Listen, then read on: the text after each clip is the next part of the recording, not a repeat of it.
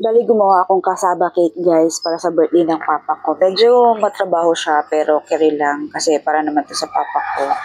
So, ayan, pinigian ko siya ng ganyan. Kasi kailangan mong kunin yung juice niya. Kasi pag hindi, papait yung gagawin mo.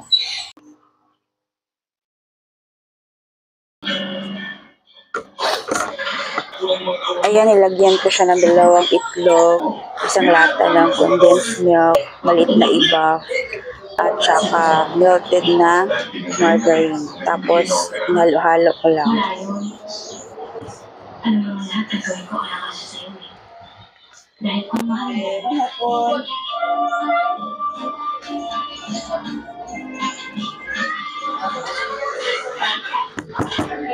Tapos, ayan, kinudkuran ko ng cheese ang bawat lalagyan para siya yung maging toppings niya, guys, dun sa ibabaw. And then, nilagay ko na yung mixture natin para after nito, i-steam lang siya. So, ayan, in-steam ko siya, guys, ng 1.5 oras.